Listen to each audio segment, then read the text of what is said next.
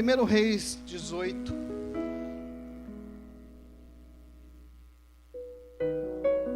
Versículo 17. O tema da mensagem dessa noite é deixando no altar. Porque a gente só vai conseguir entender algumas coisas quando a gente estiver diante do altar do Senhor. Primeiro livro dos Reis, capítulo 17, ou capítulo 18, versículo 17. Todos acharam? Amém? Diz assim: vendo Acabe a Elias, disse-lhe: és tu perturbador de Israel? Respondeu Elias: eu não tenho perturbado a Israel, mas tu e a casa do teu pai. Deixaste os mandamentos do Senhor e seguistes os Balaíns. Agora manda reunir-se a mim todo Israel no monte Carmelo, e traze os 450 profetas de Baal, e os 400 profetas do poste ídolo, ou de Acera em algumas tradições, que comem na mesa de Jezabel. Então Acabe convocou todos os filhos de Israel, e reuniu os profetas no monte Carmelo. Elias se chegou a todo o povo e disse: até quando cocheareis entre dois pensamentos? Se o Senhor é Deus, segui-o, mas se Baal, segue-o. Porém o povo não lhe respondeu nada. Então Elias disse ao povo: só eu fiquei dos profetas do Senhor? Mas os profetas de Baal são 450 homens. Deem-se-nos 2 novilhos, escolham eles para si um dos novilhos, e os dividam em pedaços, e o ponham sobre a lenha, porém não os lhe metam fogo. Eu prepararei o outro novilho, e os porei sobre a lenha, e não lhe meterei fogo. Então invocai o nome do vosso Deus, e eu invocarei o nome do Senhor. O Deus que responder por meio do fogo, este é que é Deus. E todo o povo respondeu esta boa palavra. Disse Elias aos profetas de Baal: escolhei para vós um dos novilhos, e preparai primeiro, porque sois muitos. Invocai o nome do vosso Deus, não lhe metais fogo. Tomaram o novilho que lhe fora dado e o prepararam. Então invocaram o nome de Baal, desde a manhã até o meio-dia, dizendo: ah, Baal, responde-nos. Porém não houve voz, ninguém respondeu. E saltaram ao redor do altar que tinham feito. Ao meio-dia, Elias começou a zombar deles, dizendo: clamai em altas vozes, pois ele é Deus.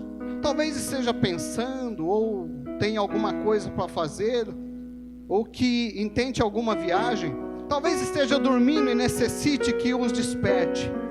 Assim, eles clamaram em altas vozes, e se retalhavam com facas e com lancetas, conforme o seu costume, até derramarem sangue. Passou meio-dia e continuaram a profetizar até a hora da oferta de cereais. Porém não houve voz, nem resposta, nem atenção alguma. Então Elias disse a todo o povo: chegai a mim.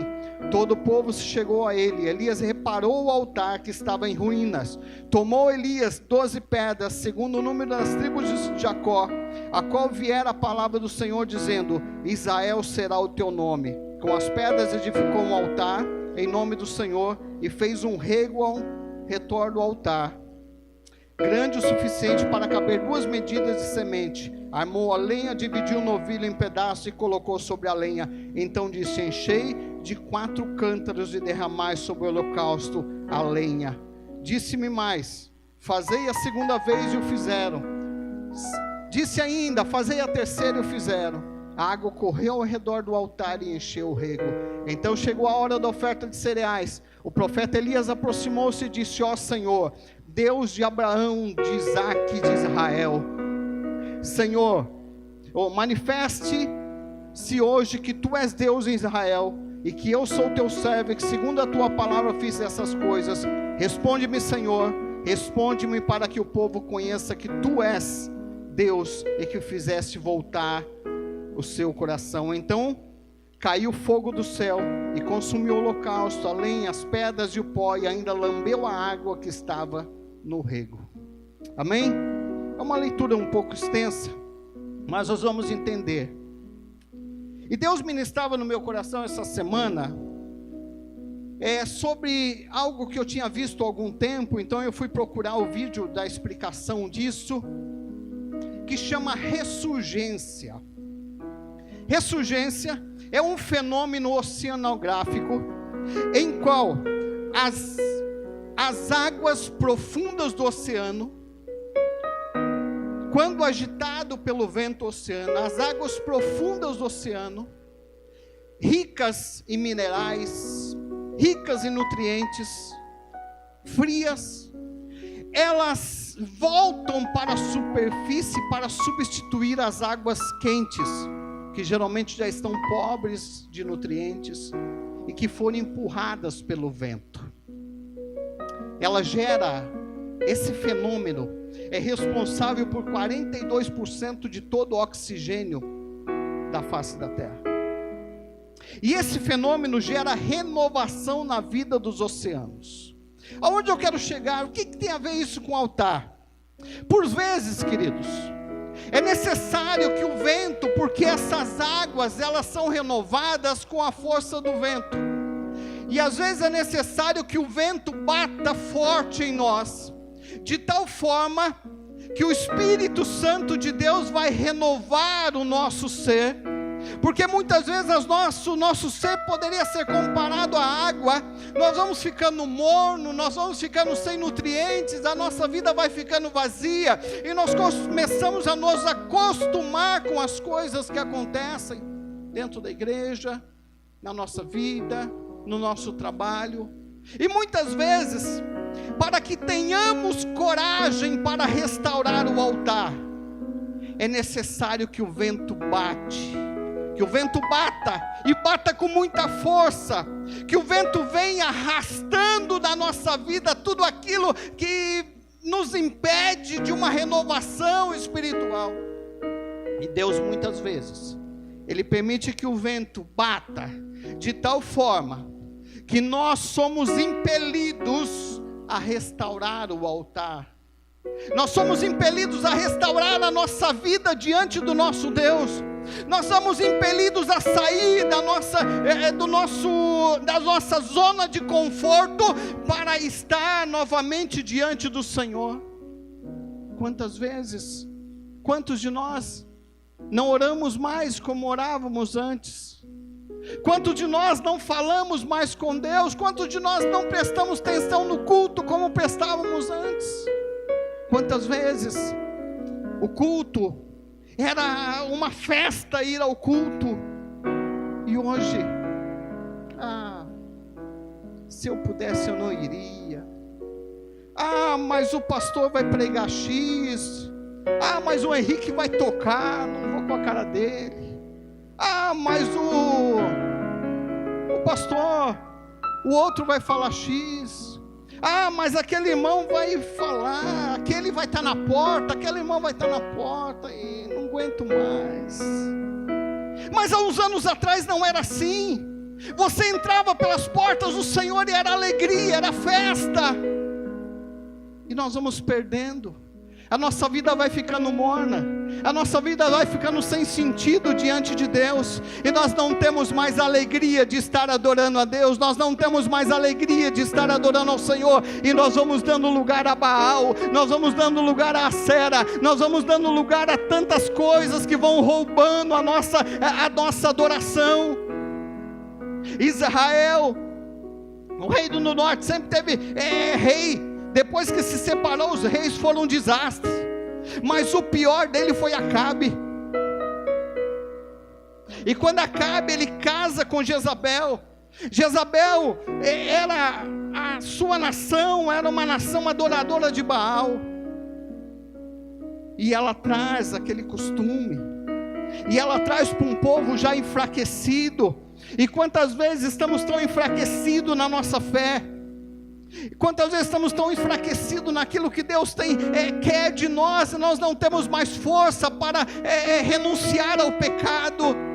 Nós não temos mais força. O que outrora era pecado, hoje Deus não quer mais isso. Então a gente vai deixando, vai passando, e as coisas vão acontecendo, e a vida vai passando. Quantas vezes nós perdemos a graça, a alegria, nós perdemos a cor, a nossa vida parece que outrora, antes de conhecer a Jesus, era um livro branco, e aí o Senhor começou a escrever uma nova história na nossa vida. O Senhor começa a escrever e colorir as páginas da nossa vida, mas passa momentos que parece que nós vamos regredindo. Nós olhamos as páginas da nossa vida e nós não vemos mais cor, não vemos mais alegria de viver, não temos mais festa. Nós sucumbimos com uma dor de cabeça, nós sucumbimos com coisas tão pequenas. Eu falei aqui, eu acho que em umas mensagens atrás, na IBD, mas uma coisa que eu não me canso é de contar uma historinha, que quando o meu filho era pequeno, ele tinha que usar aquela botinha ortopédica, e o médico disse assim, para fazer lá na ACD, porque na ACD era mais barato e era melhor, e eu ia lá, e um dia eu fui buscar a bota dele, e eu cheguei tão cansado aquele dia, saí de casa cedo, 3 ônibus para chegar lá, metrô, 2 ônibus e um metrô, desculpa, e uma dificuldade, tinha que correr para a empresa, chefe pegando no pé, a empresa cheia de serviço, problema na igreja, problema em casa, problema em todos os lugares, parece que tinha problema. Sabe aquela época que parece que você tem problema em todo lugar? Parece problema, nem tem, mas você vê. E eu estava tão cansado aquela manhã, e eu cheguei cedo, porque a oficina de botas, ela abre 8 horas, e eu cheguei um pouco antes, e fiquei ali esperando. Aí veio uma menininha, essa menininha era pequenininha, numa cadeirinha de roda, sabe aquelas crianças que você vê no Teleton? Era daquele jeito. Eu acho que a única coisa que mexia nela devia ser os braços, que ela girava a rodinha da cadeira, e a cabeça. O resto, toda tortinha. E ela chegou e ela veio com a cadeirinha perto de mim. Ela não falou nada, e nem me deu tempo de falar nada. Ela parou a cadeira bem na minha frente. Ela olhou para cima, tão pequenininha que era, e ela deu o melhor sorriso que eu já vi na vida. Ela deu aquele sorriso que saiu da alma dela. Aquilo me impactou o meu dia. Disse: não tenho problemas, todas as dificuldades não são nada perante ela. Ela virou e foi embora. Eu fiquei tão impactado que eu não consegui falar nada. Sabe, queridos, muitas vezes a nossa vida cristã é assim também. Nós vamos nos envolvermos com os nossos problemas, com as nossas dificuldades, e nós não conseguimos ver o trabalhar e o agir de Deus. E Israel não era diferente. Israel estava passando por um momento difícil, e por vezes nós olhamos o episódio da vida de Elias até de uma forma poética.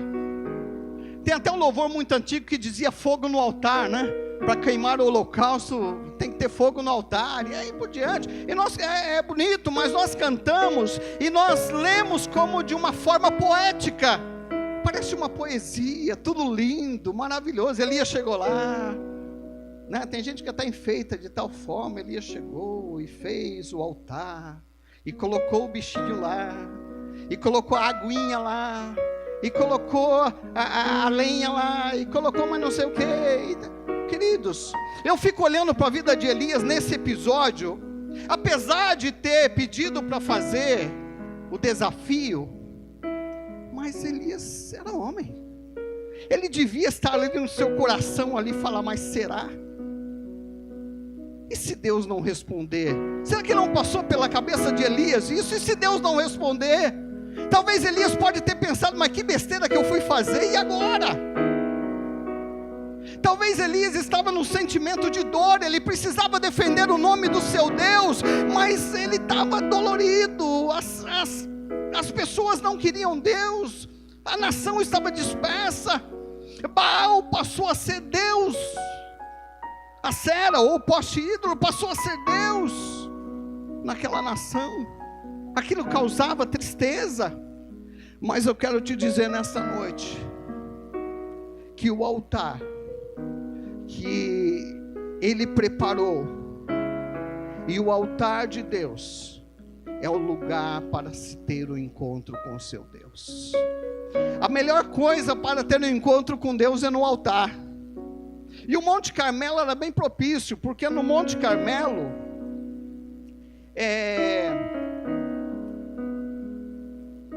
era um monte especial. Ele estava localizado ao mar Mediterrâneo, até anotei aqui.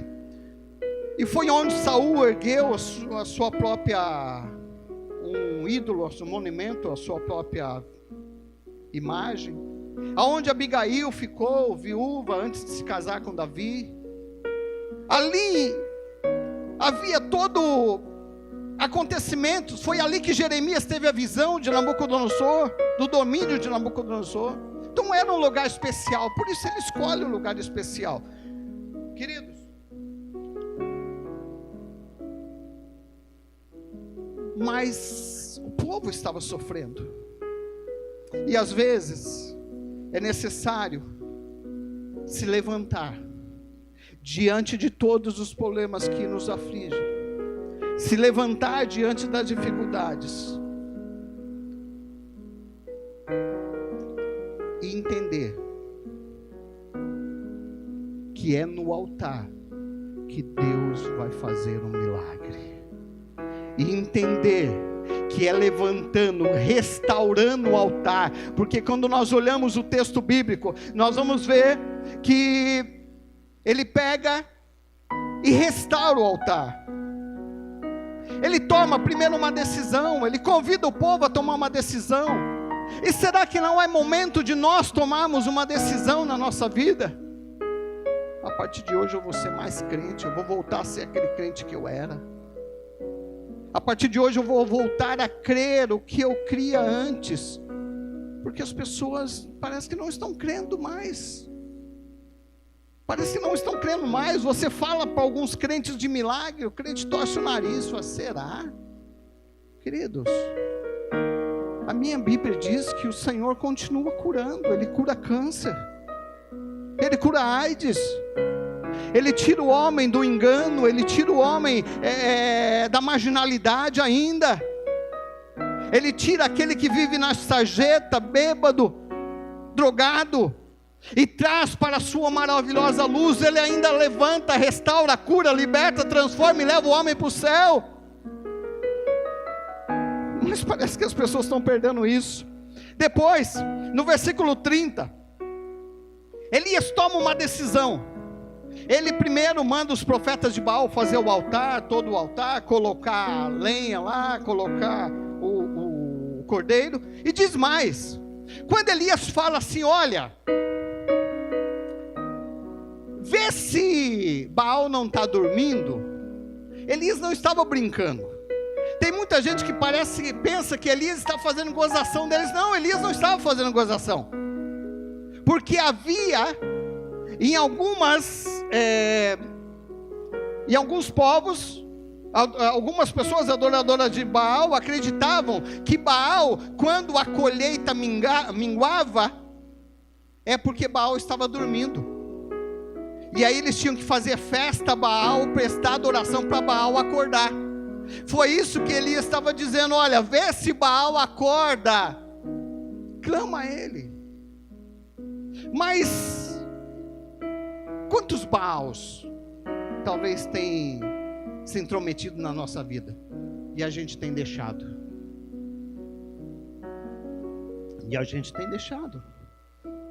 Mas no versículo 30, Elias toma uma posição, e ele é como se ele nos perguntasse nessa noite, como está o teu altar hoje? A primeira coisa que Elias faz é restaurar o altar. Elias pega as pedras, o altar a Deus que estava derrubado, e muitas vezes o altar está derrubado em nossa vida e nós não percebemos, porque nós nos acostumamos com o altar derrubado. Você sabe que o homem, ele se acostuma muito fácil com as coisas. O ser humano se acostuma muito fácil.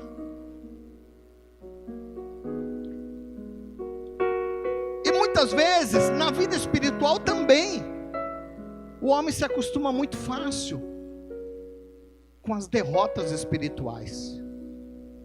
Nós, sabe, Benevó, nós nos acostumamos com a derrota espiritual. E achamos que tudo é normal. Que tudo é normal. Deus não cura mesmo, então tá bom, vou ficar. Deus não faz, a gente vai se acostumando. Mas eu vejo que Elias, o altar estava quebrado, derrubado e destruído. Elias, no versículo 30, ele diz assim: então Elias disse ao povo: chegai-vos a mim. Todo o povo chegou a ele. Elias reparou o altar que estava em ruínas. Deus nos convida hoje a reparar alguma coisa que está em ruína na nossa vida. Deus nos convida hoje. Às vezes o milagre não acontece, querido, porque o altar do Senhor está derrubado e nós não percebemos. Nós nos acostumamos a vir à igreja, nós nos acostumamos a ser crente, nós nos acostumamos a ser evangélico. Agora nem crente mais, moda é ser evangélico, gospel. Nós nos acostumamos a ser gospel. Teve um evento que está até bombando aí no Facebook da vida, que é o evento da família, que alguns cantores evangélicos iam participar e graças a Deus desistiram, porque é um evento da Igreja da Unificação, Reverendo Moon, que ele vai fazer um evento no Allianz Parque, e esse evento, Reverendo Moon, ele já partiu, mas a filosofia da Igreja da Unificação é o seguinte: Moon veio porque Jesus falhou, então precisou vir Moon partiu, agora a mulher dele está no lugar, e vão fazer um evento para a família, e as pessoas estão tão acostumadas com derrota, que só porque colocou a foto de alguns cantores evangélicos lá, muita gente achou ruim. Você sabe que tem crente achando ruim que esses cantores desistiram de ir. Queridos, nós nos acostumamos com o altar derrubado, nos acostumamos a pagar show gospel, nós nos acostumamos a pagar 30, 40, 50 mil reais, algumas igrejas, graças a Deus que aqui não, mas as pessoas se acostumam a pagar, para ver o fulano de tal cantar, para ver o famoso pregar, e nós não nos acostumamos mais em ajudar o necessitado. Paga-se 40, 30 mil reais, mas o irmão está passando fome muitas vezes, no banco da igreja, a ovelha está passando fome, e as pessoas se acostumam com isso. Mas Elias não se acostumou não. Baal estava lá, mas Elias disse: chegue-se a mim, vamos catar essa pedra, eu vou restaurar o altar do Senhor tem que estar em pé na minha vida, o altar, a adoração, o louvor, a glória, a palavra de Deus tem que estar em pé na minha vida, nada pode calar a palavra de Deus no meu coração. É isso que Elias estava dizendo. Elias estava dizendo: eu não me conformo com Baal. Elias estava dizendo: eu não me conformo com poste ídolo, eu não me conformo com Jezabel, eu não me conformo com a pouca vergonha que Israel está passando, porque eu adoro um Deus vivo e fiel, aleluias, e eu vou restaurar o altar desse Deus. E é isso que Deus nos chama como crentes, como cristãos, como nação brasileira, a restaurar o altar do Senhor na nossa vida, começando por ela e se estendendo na nossa nação. Restaurar o que está quebrado, restaurar muitas vezes o que nós estamos acostumados. Tem algumas coisas que eu vejo na televisão, de alguns ditos evangélicos, que me dá náusea. Altares quebrados, você percebe vida sem Deus, falando de Deus, mas Elias disse: não, Acabe está aí, Jezabel está aí, Baal está aí, mas o altar do meu Deus será restaurado. Sabe por quê? Porque ele sabia que fogo não descia em altar destruído. Elias sabia que fogo não cai em sacrifício manco. Depois, ele, no versículo 34, 35, ele joga água. A água representa, nesse caso, a purificação. Ele está enchendo de água, está purificando. Sabe por quê? Em 1 Pedro 1,16 diz: sede santo porque eu sou santo, diz o Senhor. O Senhor não pede nada mais, nada menos que isso. Sede santo porque eu sou santo. Depois, Levítico 6, 12, 13 diz que o fogo arderá continuamente sobre o altar e não se apagará. E o sacerdote acenderá lenha nele cada manhã. O fogo arderá no altar e não se apagará. A lenha e o fogo da tua vida não pode se apagar. Você quer milagre, que o milagre aconteça. Se eu quiser que o milagre aconteça, eu tenho que manter a chama do Espírito acesa na minha vida. E para manter a chama do Espírito acesa, eu vou ter que muitas vezes enfrentar Baal. Muitas vezes eu vou ter que enfrentar Baal, eu vou ter que enfrentar os Balaíns, eu vou ter que chamar para uma conversa e falar: eu vou restaurar. Eu sei que está difícil, mas eu vou restaurar o altar. Depois, ele ora, porque a oração ela é o combustível para o altar. E eu não estou dizendo que você tem que passar meia hora orando, 1 hora, 3 horas, 4 horas, 5 horas, 10 horas, 8 horas. Quando eu me converti, eu ficava assim: meu Deus, aquele irmão ora 6 horas por dia, 8 horas mais, 8. Não é isso.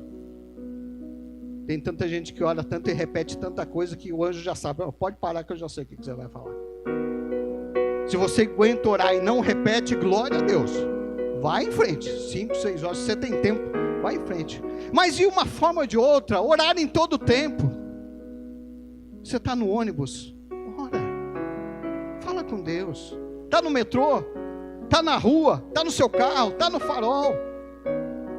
Quando aquele cara cortar você no farol vermelho, não critica não, ora por ele. Fala: Senhor, tem misericórdia dessa vida. E aí sua vida vai se enchendo. Queridos, confiança. Nem vou colocar todos os focos, mas confiança. Tiago 5,16 diz que a oração feita por um justo pode muito em seus efeitos. Marcos 9,23 diz que tudo é possível àquele que crê. Mateus 17,20 diz: se tiverdes fé, nada vos será impossível. E João 11,40: se você crer, você vai ver a glória de Deus. É lógico que Elias era bem anterior a isso, mas Elias com confiança, ele diz: pode encher de água, porque o Deus que responder com fogo, esse é Deus sobre Israel. E Elias não se matou não, como os profetas de Baal, que foram lá, se retalharam, se bateram, gritaram, choraram, se espernearam. Elias disse: Senhor, responda para que o povo veja que há Deus em Israel. Queridos, deixar as coisas no altar de Deus passa primeiro em restaurar o altar. Se não restaurar o altar, não adianta deixar as coisas no altar. Vai deixar as coisas em que altar? Se o altar não tiver restaurado, você não consegue deixar as coisas. É como colocar um prato sobre uma mesa com uma perna só, ou com 3 capenga, né? 3 quebradas, está ali só segurando, né? Aí você, se alguém for na sua casa e tiver uma mesa desse jeito, o que você fala para a pessoa? Toma cuidado, segura aqui, não senta ali, não apoia aqui. Ó, está quebrado. A gente fica assim muitas vezes na nossa vida espiritual: não apoia aqui, não apoia ali, não vai ali, não veja aqui, mas será. Queridos, o Senhor nos chama para restaurar o altar nessa noite e colocar toda a nossa ansiedade sobre Ele, porque Ele é o Cordeiro que nos traz a paz. ele foi moído, ele foi humilhado, ele foi pisoteado, ele foi xingado, ele foi cuspido por mim e por você. E ele diz: lance sobre ele a vossa ansiedade, restaure o seu altar nessa noite. Eu não sei o que você está passando. Eu também não era a mensagem, não é uma mensagem de acusação, mas uma mensagem que Deus está dizendo o que precisa ser restaurado na sua vida. O que precisa, Daniel, ser restaurado na sua vida? Porque na minha precisa. Acho que todo mundo aqui precisa restaurar alguma coisa. Alguma coisa a gente perdeu no caminho, alguma coisa quebrou e a gente não percebeu. Eu quero te chamar hoje. O Senhor te chama hoje. Deixe no altar. Mas para isso, restaura ele primeiro. Ele está quebrado? Elias restaurou primeiro. E Deus respondeu com fogo. Deus respondeu com milagre. Deus respondeu com graça. Deus respondeu com a sua glória ali. Restaura o altar e o milagre vai acontecer.